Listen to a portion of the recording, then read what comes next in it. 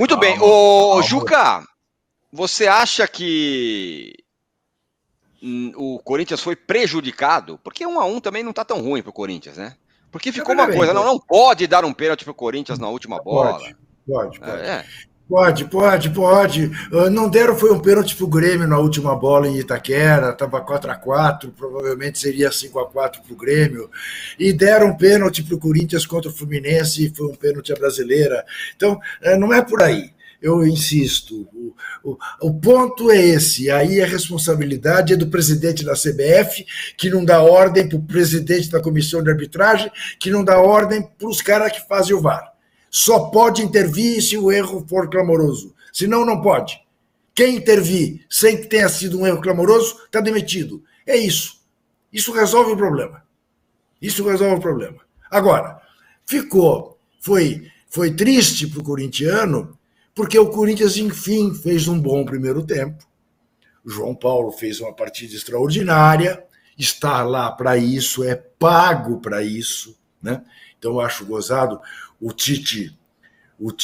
Mano Menezes exagerou ao dizer que o primeiro tempo devia ter terminado 3-0 para o Corinthians, só se o Santos não tivesse goleiro. Porque, de fato, ele fez 3 grandes defesas. Mas ele está ali para fazer 3 grandes defesas, como o Cássio está lá para fazer defesas, né? Então, o Corinthians mereceu ganhar o jogo, jogou melhor do que o Santos, se entregou no segundo tempo depois que ganhou de presente um gol contra, deixou o Santos tomar conta, Santos que jogou covardemente durante todo o primeiro tempo, porque um time que tem Soteldo, que tem Marcos Leonardo, não pode jogar dando chutão o tempo todo, não era nem ligação direta. O Santos devolvia a bola para o Corinthians. Não finalizou nenhuma vez no primeiro tempo. Foi para o segundo, tomou o gol, era outro Santos. Por que não jogou assim desde o início? Então, má jornada de Marcelo Fernandes, podia ter feito mais. Então, é difícil você imaginar que, na situação que tem os clubes que estão abaixo do Corinthians, que o Corinthians esteja correndo grande risco. Agora, foi uma frustração. Mano Menezes ainda não ganhou em Itaquera. Foi frustrante pelas circunstâncias. Foi prejudicado, a meu ver, foi. Eu não daria o pênalti como o Daronco não deu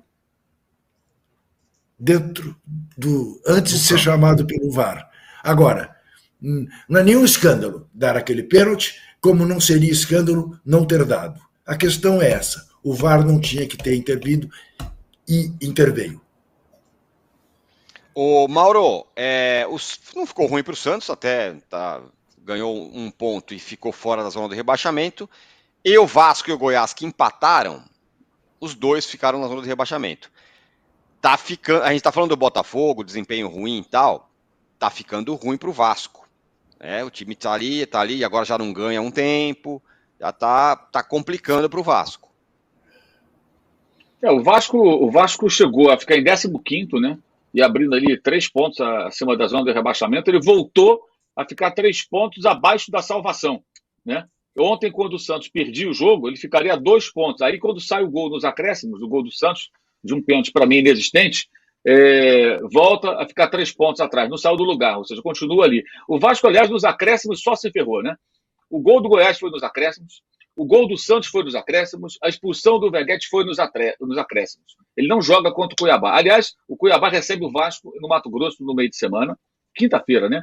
E o Cuiabá já surrou o Flamengo 3-0, surrou o Fluminense 3-0 lá em Cuiabá e ganhou ontem no Botafogo no Rio de Janeiro. E agora recebe o Vasco. E não tem o seu goleador, que mais uma vez foi às redes nesse jogo de ontem lá na Serrinha, em Goiânia. Ou seja, é um cenário muito difícil para o Vasco. E a sequência é o Botafogo, possivelmente em São Januário, né, na outra segunda-feira, provavelmente, conforme já explicamos. Então, é bem delicada a situação. O Vasco deu um sinal ali de que ia sair. Aí tem um outro modo de ilusão ligado aí, que foi o jogo do Flamengo. Jogou bem com o Flamengo, mas perdeu. De novo. Né? De 16 jogos, perdeu 13. Tomou outra tamancada do rival. Mas jogou bem, competiu, criou situações. O Vasco está numa situação que ele não basta jogar bem. Ele tem que pontuar. E não está pontuando. Ontem fez um pontinho só num jogo que estava vencendo. Se bem que o empate do Goiás estava desenhado muito antes dos acréscimos, né? A pressão era muito forte O Goiás vinha criando situações até que o Matheus Babi cabeceou e fez o gol da igualdade, que eu acho até que foi justo pelo que foi a partida em si. Mas o Vasco está, de fato, de novo vivendo um tremendo drama e está faltando, talvez, a comissão técnica, o Ramon Dias e seu filho, né? É mais um que tem um filho do lado ali, é o Tite, o Ramon Dias, o Dorival, que adora colocar filho de auxiliar, né? Esses filhos são geniais, sabem tudo de futebol, os filhos. Que coisa maravilhosa. Mas, enfim, os dois ali, há momentos que o Vasco tem que saber se defender melhor, sabe? Quando joga agressivamente, cria situações, o Ramon Dias tem a característica de um técnico ofensivo, mas, de fato, acho que o Arnaldo até já falou sobre isso algumas vezes aqui. Ontem o Vasco não sabia o que fazer. Ficou contra as cordas muito tempo. O gol acabou saindo. O time não está preparado para uma pressão que ele vai sofrer algumas vezes e vai ter que aguentar a pancada para agarrar aquele 1-0 e não abrir mão dele. Aí tomou outro gol no final. Acho que também não é casual. Isso tem acontecido já há algum tempo, do Vasco não ter essa força para suportar uma pressão e com isso sucumbir. Já perdeu para o Inter, né? No jogo, e muito bem perdido. O Inter foi muito superior. E o jogo do Flamengo acho que despertou uma ilusão. Teve o Vasco que saiu aplaudindo. O Vasco não tem condição de aplaudir derrota, cara. Não importa o nível da atuação. Não dá. O Trajano, a briga ali pelo G4 tá feroz, né? Tá lá o Atlético Mineiro, o Atlético Paranaense, todo o Grêmio, todo mundo brigando. Lá embaixo também. E agora com o Vasco se embananando, mas o Santos tá na bica, o Bahia tá na bica, o Corinthians tá um pouco mais livre, vamos dizer assim. Mas que drama do Vasco, hein? Não é possível que vai cair pela quinta vez. Eu vi o jogo do Vasco.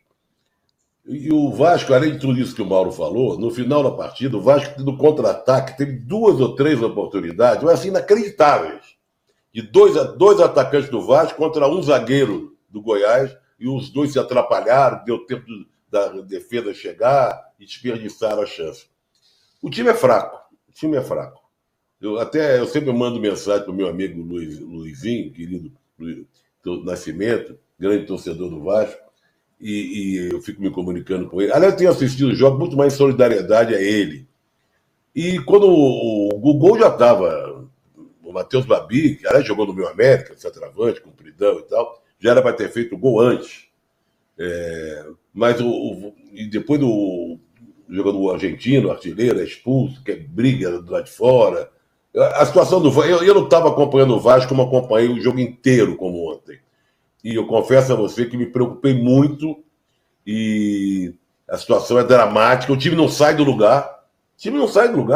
Quando você pensa que vai, não vai. A única coisa que pode ajudar o Vasco é uma vitóriazinha aqui, vitóriazinha ali, e a decadência de times que estavam melhorando e começam também a fraquejar. Vide o Bahia. O Bahia que deu uma respirada boa, né? Estava ganhando e tal. De repente o Bahia só apanha agora. O Bahia já tinha se libertado ali da zona do rebaixamento e está se aproximando novamente. O que pode possibilitar que times como Vasco e Santos e Goiás sonhem com algum lugar ao sol. Porque cá entre nós, o América e o Curitiba já eram. Mas não é uma disputa para se ver com o América. Agora, o América é um time muito louquinho, né? Porque ele faz muitos gols, ele sai ganhando, dá a impressão que vai dar uma volta por cima e depois toma. Né? Isso aconteceu várias vezes no decorrer do campeonato. Mas o Vasco, olha, foi muito mal. O time não tem punch, o time não tem elan, o time não suporta uma pressão, perde gol quando tem pouquíssimas oportunidades. Situação dramática. E é curioso, né, que o América e o Coritiba, que a gente está falando que já caíram, os dois, eles não jogam a toalha. Eles tentam. O Coritiba acabou de ganhar do Internacional. 4-2. Né? O Internacional que estava ainda sonhando com alguma coisa. Agora, voltando para o jogo. 4-3. E com o Inter perdendo um jogador logo de cara no começo do jogo. Isso mesmo. O Inter jogou com agora, 10 jogadores. Arnaldo, voltando para Corinthians e Santos, o corintiano fica mais ou menos satisfeito porque o time até jogou bem e tudo mais, mas empatou. E teve a reclamação toda por conta do pênalti, que, para falar a verdade, eu não sei se é para tanto assim. Eu achei que talvez não tenha sido, mas não acho que é um absurdo completo. O Âncora e o Arnaldo, só um minutinho, porque eu queria ter feito uma pergunta ao Juca, quando o Juca estava falando no jogo do Corinthians, e não deu para fazer.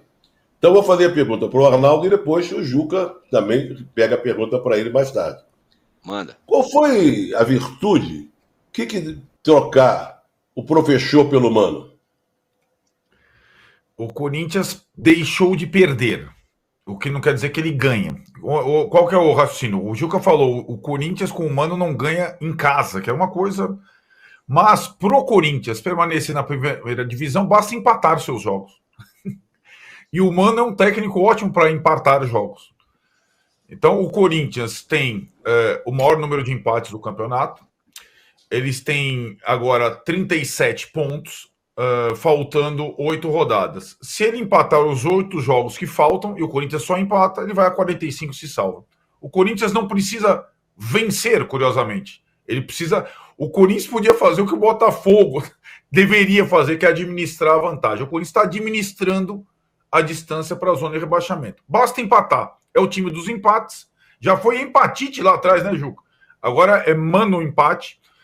E indo num ponto por rodada, ele está salvo. Essa é a matemática do Corinthians, que não teve grandes virtudes da troca do professor Luxemburgo por Mano, a não ser essa característica um pouco mais, digamos, pragmática. E eu concordo com o Juca. Contra o Santos, o time ainda jogou bem na primeira etapa. Não vinha jogando bem. Nem nos outros empates e nem na vitória contra o Cuiabá. Agora, sobre o pênalti, a minha teoria é a de sempre. Eu não mudo. Tem duas situações nessa minha teoria. A primeira é a que o Juca descreveu com propriedade.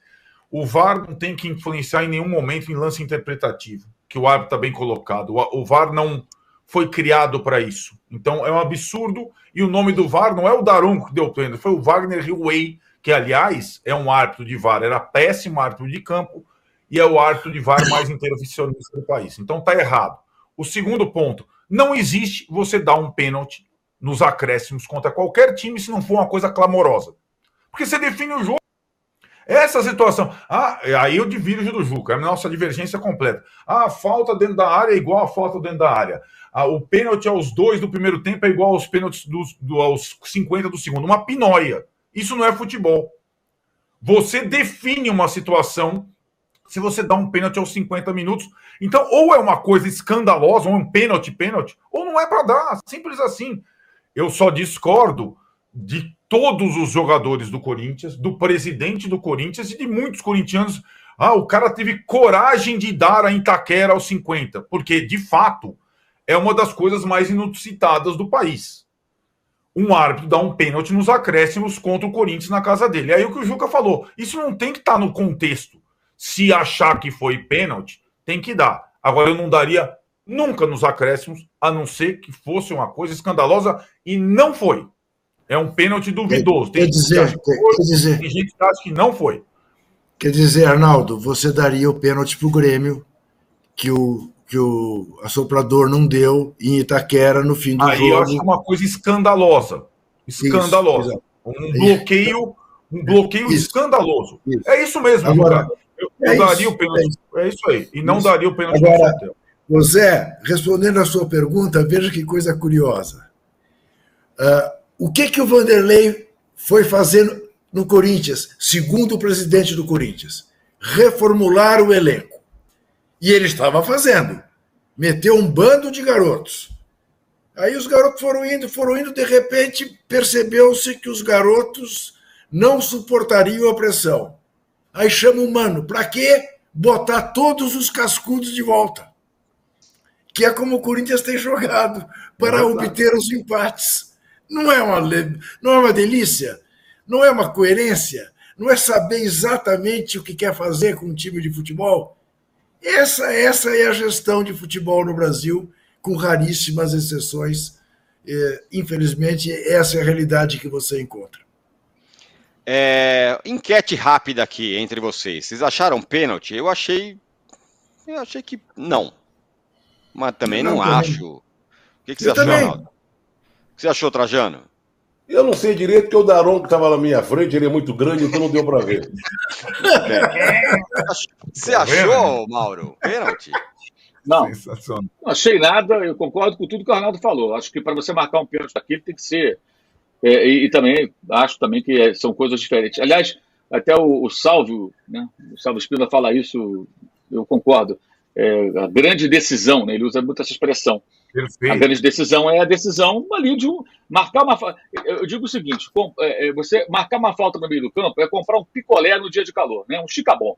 O cara passa na padaria, compra um picolé, custou ali 3 contos, tudo bem. Se cair no chão, paciência, o prejuízo é pequeno.